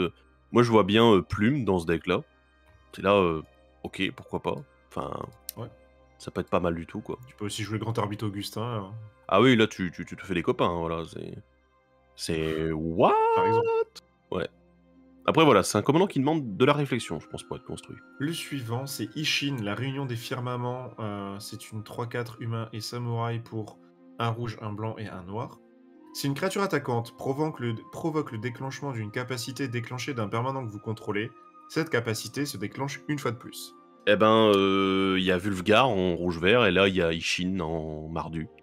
Ouais. Mais il y a une chose à préciser quand même, parce que Vulfgar disait oui, c'est une créature attaquante que vous contrôlez, provoque le déclenchement, nanana.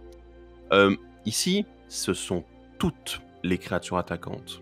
Mais alors, Ouais. c'est toujours uniquement les capacités déclenchées de vos permanents. Ce qui fait une énorme différence, parce que bah, tu m'en parlais, c'est les malédictions. Ouais. Tu contrôles un permanent, mais derrière, si un adversaire attaque un de tes adversaires qui a une malédiction, bah, ça déclenche 2 fois, parce que c'est une créature attaquante qui déclenche la capacité d'un de tes permanents à toi, même s'il est enchanté sur un joueur adverse. C'est ça. C'est impressionnant comme synergie. Alors après, il n'y a pas que les malédictions, hein. Non, Il y a le il y reste. a d'autres trucs. Il y a beaucoup d'effets, je pense notamment au décret de Marchesa. C'est un enchantement en fait noir qui dit que quand ça arrive en jeu, bah, vous devenez le monarque, donc déjà c'est cool. Mais en fait, ça dit aussi que quand une créature vous attaque, vous ou un planeswalker que vous contrôlez, le contrôleur perd 1 pour chaque créature attaquante. Mhm. Enfin, qui vous attaque vous. Donc du coup, là, ça fait x2. Donc ça va vraiment vous permettre de vous protéger. Et contrairement à ça, sinon, je pense que le pack va se vouloir très orienter vers des effets qui disent quand ça attaque, il se passe ça. Ouais. Plus du coup les effets de protection du genre de ce que tu dis, voilà, le décret de Marchesa. Il y a aussi 2 ou 3 autres cartes comme ça qui disent quand une créature vous attaque, bam, le contrôleur perd des points de vie, pareil. La rhétorique aussi, de Strixhaven, des deck commanders. Ouais. Pas mal non plus. Donc C'est C'est tous ça. des effets comme ça qui sont vraiment sympas, hein, en fait. Je vais juste me permettre de citer une carte parce qu'elle est très peu connue vu qu'elle est ancienne. C'est une carte d'Apocalypse qui s'appelle Fervent Charge.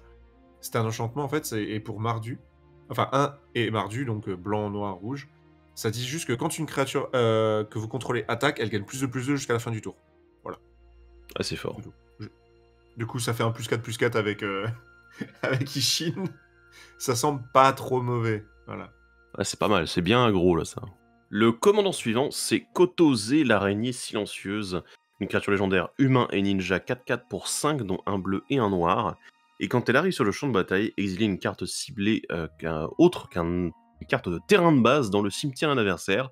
Cherchez dans le cimetière la main et la bibliothèque de ce joueur n'importe quel nombre de cartes ayant le même nom que cette carte et exilez-les. Puis ce joueur mélange, tant que vous contrôlez Kotose, vous pouvez jouer une des cartes exilées et vous pouvez dépenser du mana comme s'il s'agissait d'une mana de n'importe quelle couleur pour la lancer. Eh ben, tout ça. Ouais, j'ai un petit problème avec Kotose, c'est que elle est pas super bien adaptée pour notre format, malheureusement. Néanmoins, ça va quand même permettre d'aller enlever des cartes dans le cimetière des autres, et surtout, ça va nous permettre de prendre les pièces importantes chez les autres. Le problème, c'est que Kotose, elle a pas d'évasion. Elle a pas de ninjutsu. Donc, je sais pas, je suis très très très dubitatif sur Kotose. Ouais, c'est un peu compliqué. Après, on peut récupérer quand même la carte qu'on a exilée du cimetière, on peut quand même la jouer, voilà. C'est parce qu'elle est exilée également par la même capacité, tout ça, mais c'est un peu compliqué, quoi. Ouais. C'est après, heureusement, on n'a pas besoin de toucher pour lancer la carte, ça sera encore pire, je pense. Mais ouais, je sais pas, c'est un peu compliqué. Surtout que si jamais vous perdez Kotose, quand elle reviendra sur le champ de bataille, du coup, comme vous ne l'avez plus contrôlée pendant un moment, la carte, vous pourrez pas la relancer. Enfin, vous pourrez pas la lancer. Voilà, ce qui avait été exilé précédemment, donc c'est compliqué. Faudrait pouvoir la blinker pour pouvoir abuser de sa capacité un petit peu plus. Elle coûte 5 mana, c'est relativement cher, mais bon, voilà. Il y a plein de Ouais. défauts, en fait, je trouve que c'est un peu C'est dommage. ça. Après, par contre, elle peut piquer les gros plays, quoi. Tu vois, il y en a un qui s'est fait contrecarrer telle ou telle carte, t'es là, Oui, bien sûr. le truc voilà, qui a été géré, t'es là, moi je vais le rejouer. Ah lol. Alors, mais tu le sens, en fait, tu le sens un peu venir, quoi. Expropriate, là. Ouais, un petit exproprié, tout ça, voilà. Qui a été contrecarré, qui a pas été exilé. Ouais, non, moi je suis d'accord. Mais tu le sens un peu trop venir, quoi. Tu sais qu'il faut pas laisser les gros trucs au cimetière, parce que sinon elle va le C'est piquer. ça, c'est exactement ça. C'est dommage. La prochaine, c'est Naomi, pilier de l'ordre. C'est une créature légendaire humain et conseiller 4/4 pour 3, 1 blanc et 1 noir. À chaque fois que Naomi, pilier de l'ordre, arrive sur le champ de bataille ou attaque, si vous contrôlez un artefact et un enchantement, créez un jeton de créature 2/2 blanche samouraï avec la vigilance. Ouais. Un peu cher. La condition, elle peut être assez facilement remplie. Je veux dire, un artefact, un enchantement, c'est pas infaisable.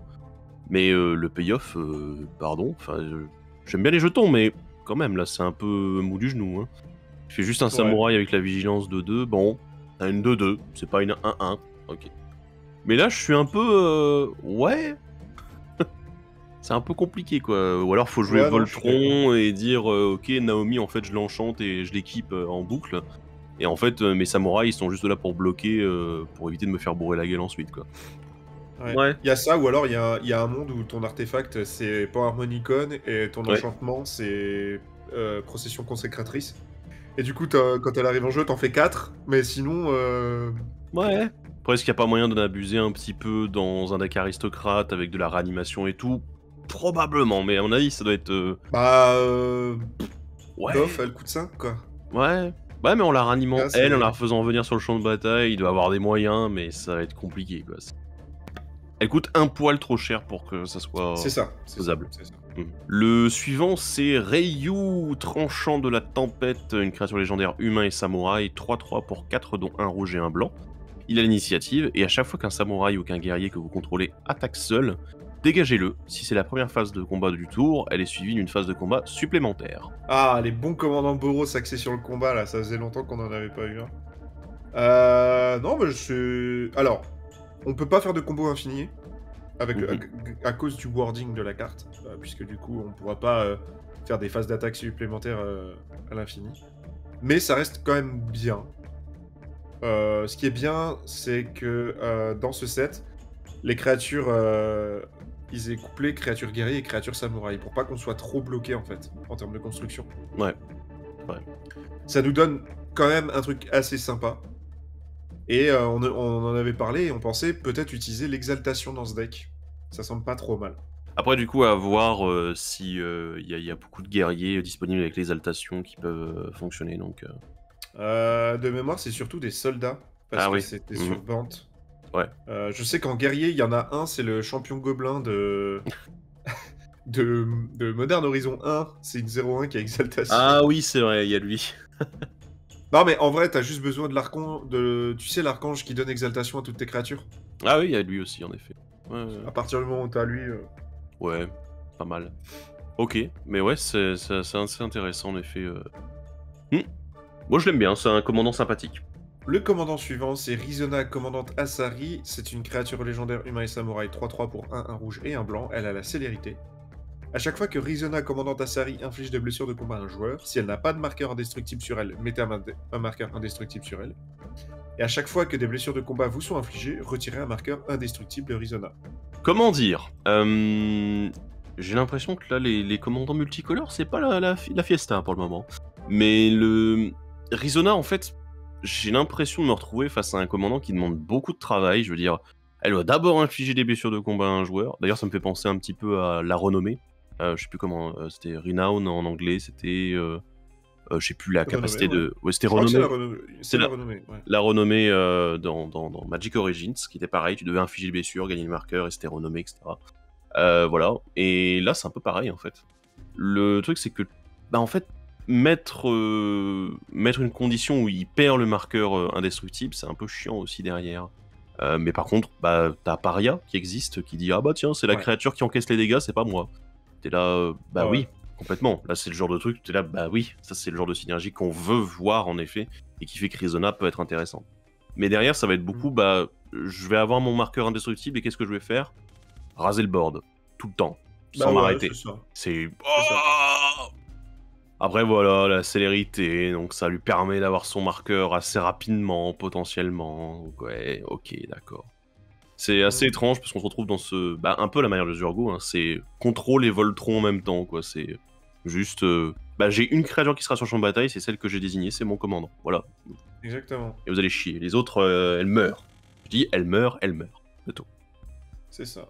Le commandant suivant, c'est Satoru Umezawa. Et oui, la suite de la lignée.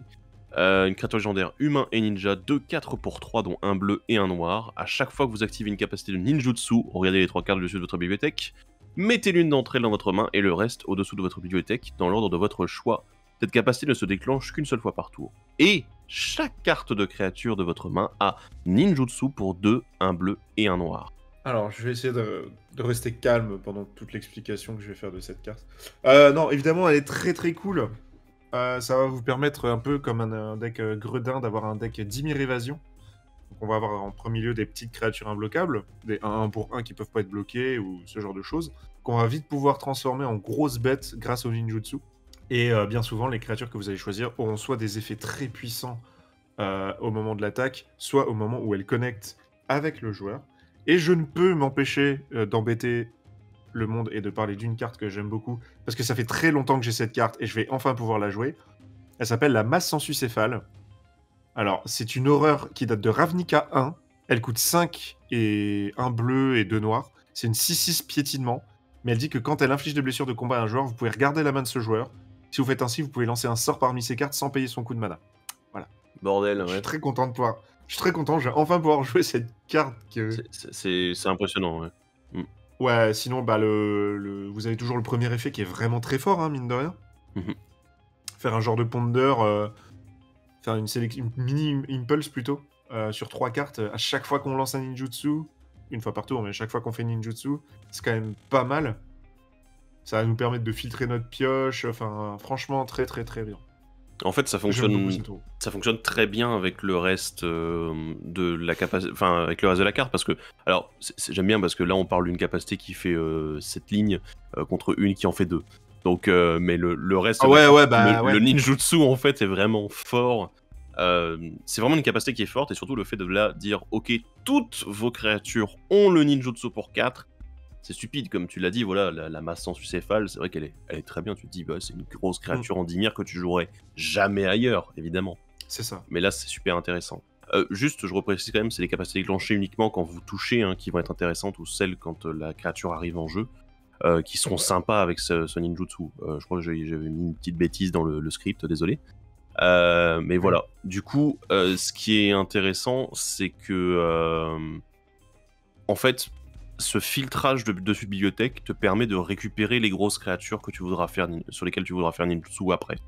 Donc voilà, c'est efficace, ça fonctionne bien. Sachant qu'en plus, pour avoir joué Yoriko quand même pas mal, Dimir Évasion, ça se fait totalement parce que entre toutes les créatures imbloquables, celles qui ont le vol, qui coûtent que 1 mana, je veux dire, t'as vraiment une masse de créatures comme ça. T'en as facilement une quinzaine, vingtaine, entre celles qui coûtent 1 et celles qui coûtent 2. Qui sont vraiment très très bien, parfaites, magnifiques, et qui sont très bien en fait pour ce deck en fait.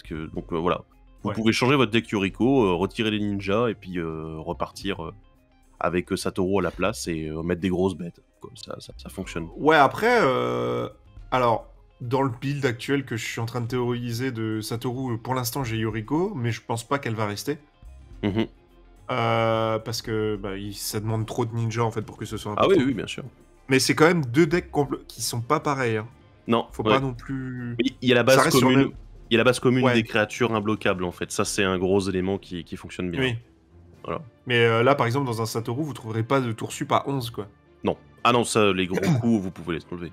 Moi je pensais plutôt à Yoriko, celle que j'avais c'était plus ninja quoi vraiment.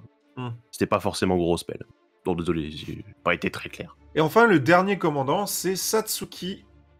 La Sapience Vivante, c'est une créature humain et druide 1-3 pour un vert et un blanc. On peut l'engager, mettre un marqueur Sapience sur une saga qu'on contrôle, n'activez cette capacité que lorsque vous pourrez lancer un rituel. Et quand Satsuki, la Sapience Vivante, meurt, choisissez l'un, jusqu'à l'un. Renvoyez une saga ciblée ou une créature enchantement ciblée que vous contrôlez dans la main de son propriétaire, ou renvoyez une carte de saga ciblée depuis votre cimetière dans votre main. Alors je corrige, c'est pas sur une saga, c'est sur chaque saga qu'on met un marqueur Sapience. Encore plus fort. Ah ouais. C'est encore plus fort. Il y a plein de choses là qui se bousculent dans ma tête en relisant même là cette carte.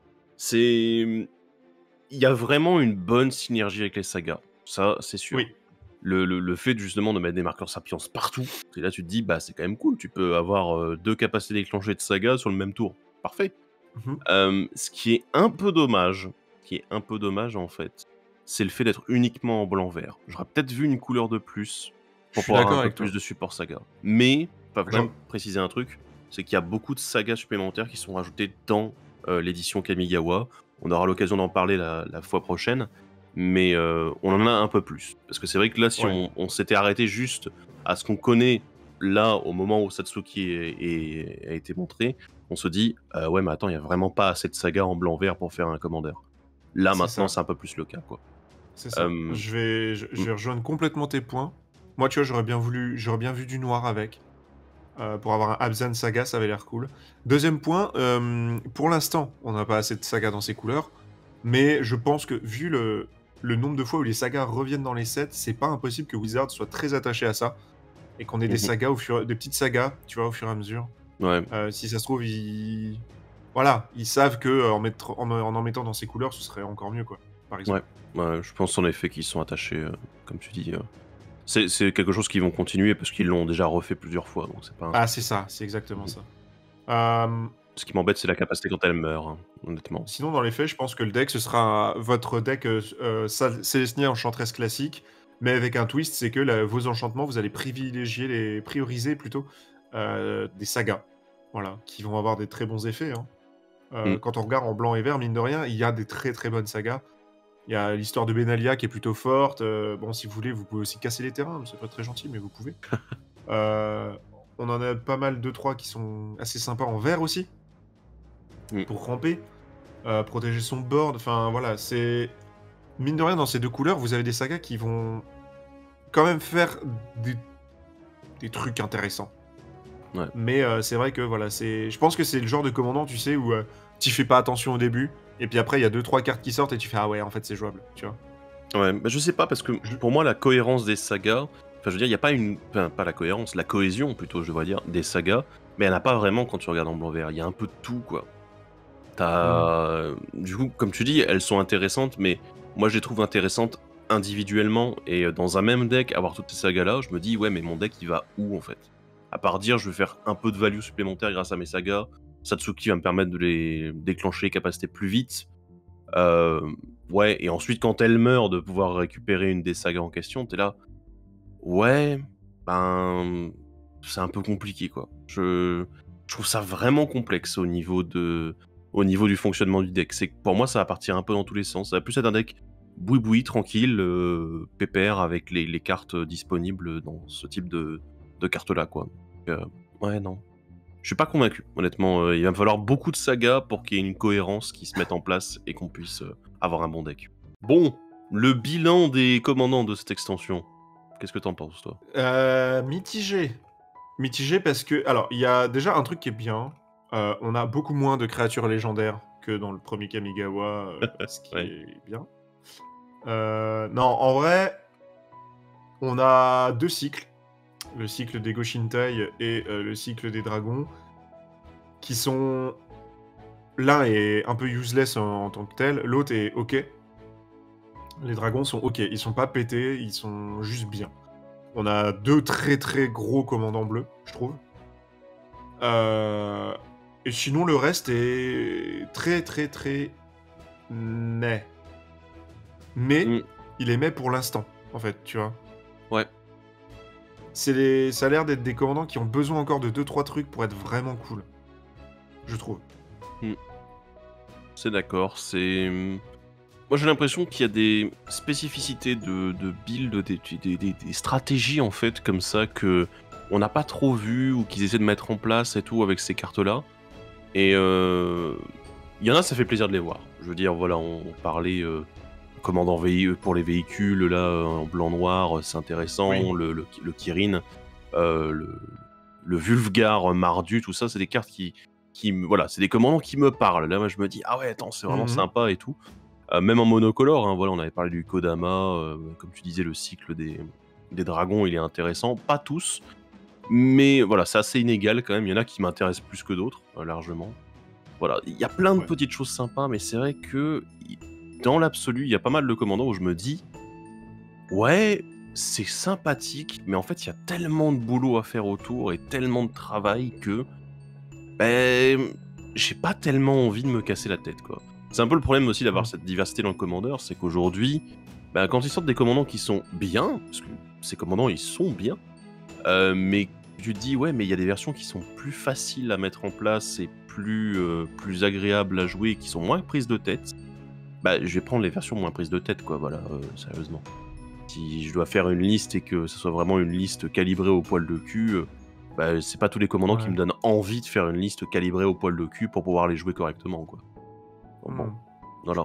C'est un peu, voilà, c'est une petite frustration qui est pas présente avec tous les commandants d'extension, heureusement, mais qui est quand même là. Voilà, c'est ce petit côté, voilà.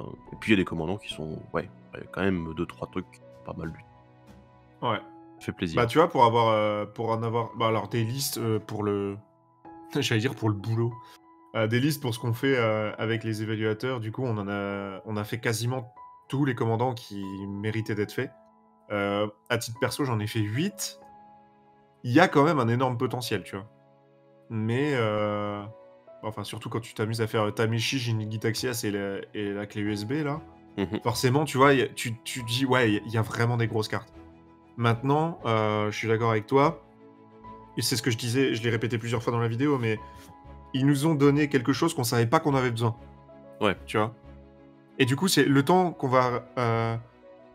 c'est pas venu à l'idée de tout le monde de faire « Ah ouais, mais en fait, ça va être bien là, comme ça, tu vois. » Quand on a fait les listes, par exemple, Ishin, en fait, c'est super fort. Mais ça demande de réfléchir le build vraiment intensément avant, tu vois. Je suis sûr que Hinata, ça va être pareil. Je suis sûr que l'homme crapaud, ça va être pareil. Tameshi, c'est pareil. Enfin, il faut bosser ces listes pour avoir un truc vraiment fort. Et comme tu dis, il y a aussi des gens qui vont se dire, bah ouais, mais en fait, qu'est-ce que vous voulez m'emmerder avec Ishin? Moi, j'ai Vulgar, la liste, elle est vachement plus... j'ai du vert, tu vois, par exemple, un truc. Ouais. Et c'est bien parce que ça nous offre cette pluralité sur un même thème, qu'on soit pas, tu vois, bloqué à dire ah bah si je veux double trigger d'attaque, je suis obligé de jouer Grul. Non, maintenant t'as le droit de jouer Merdu, tu vois. Ouais. Et c'est ça qui est cool. Mhm. Mais ça va demander effectivement un petit boulot avant, quoi. Quel commandant pourrait me plaire plus particulièrement? En fait, c'est toujours pareil, c'est qu'il y en a qui sont assez évidents au niveau de comment ça se joue, et je me dis, oh, ça pourrait être cool et tout. Mais en fait, c'est des commandants qui vont être assez populaires, donc je sais qu'en fait, je serais dégoûté au bout de 2 semaines après la sortie de l'édition, parce que tout le monde les jouera. J'avoue que, pour changer un petit peu, parce que c'est encore une fois une combinaison de couleurs que je joue très très peu, Ishin me tenterait bien, parce que Vulgar m'avait fait de l'œil au moment de sortie, Ouais. mais bon, il paraît qu'il y en a qui l'ont cassé un peu trop vite dans l'équipe, donc voilà. Mais Ishin, quand tu m'as parlé en effet des malédictions, et dit ah bah oui, c'est vrai qu'il y a les malédictions, ça fonctionne très bien avec. Mais j'ai presque envie de voir un peu jusqu'où on peut pousser cette façon-là de le monter. Avec des permanents, non pas tes créatures qui déclenchent des effets d'attaque, mais en fait, juste dissuader tes adversaires de t'attaquer à cause d'effets qui se déclenchent quand eux attaquent. Ça peut être très intéressant, je trouve. Donc j'ai bien envie de voir un peu ce que ça peut donner. Voilà. Il y a une diversité. C'est le truc qui m'avait sauté aux yeux à partir du moment où je me suis rendu compte que c'était les cartes des autres. Mais ok. D'accord. Voilà. Après, il y a plein d'autres commandants. Moi, j'aime bien le Kodama aussi. Hein, il est très sympa. Mais parce Le qu'il Kodama est très très cool. il est cool, en fait. Il est simple. Il va pas chercher plus loin que ça, quoi. Voilà. Ouais, Et toi? je suis d'accord avec toi. Bah, moi, c'est assez facile. Hein. C'est Satoru Umezawa. Bah voilà. En fait, mais je sais pas, il y a eu un truc, tu vois, c'est dès qu'ils ont spoilé l'artwork, et je voulais que la carte soit bien. Tu vois? Enfin, parce que ça m'embête. Il y a un truc que Wizard fait souvent, c'est ils font un panel où en fait ils montrent comment ils ont buildé leurs univers. Et on a vu Satoru, et j'ai fait putain, faut que la carte elle soit bien, faut que la carte elle soit bien. Et elle est bien. Et du coup, elle est dans des couleurs que j'aime bien. C'est un Umezawa. Enfin, alors en fait, petite précision, c'est pas un Umezawa. Il prend le titre des Umezawa, mais c'en est pas un. Parce que c'est un titre qui se donne en fait. C'est un Umezawa, il est dans des couleurs que j'aime bien, il a une capa qui est cool. Voilà, et une illustration qui claque, qui claque quoi, tu vois. Enfin, ça me parle de ouf. Donc du coup, voilà, c'est pour toutes ces raisons que c'est Satoru Umezawa, mon commandant de l'édition. Ok. Et vous? Et vous? Quel est votre Et vous commandant dans les préféré de commentaires. l'extension? N'hésitez pas à nous dire qui et pourquoi. Bah voilà, justement, n'hésitez pas à nous dire ce que vous avez pensé de ces commandants et lequel est votre préféré dans les commentaires de la vidéo. Et puis bah voilà, il paraît voilà, c'est la première étape, le premier chapitre de Kamigawa là. Ensuite, on attaquera les cartes de l'édition et ensuite les decks. Et voilà, on aura fait le tour de tout ce qu'il y a à dire autour de Kamigawa, la dynastie Néon. Voilà. Et bah, merci à vous d'avoir suivi cet épisode. Et puis ben, on se retrouve dans le prochain. Bye bye. Salut!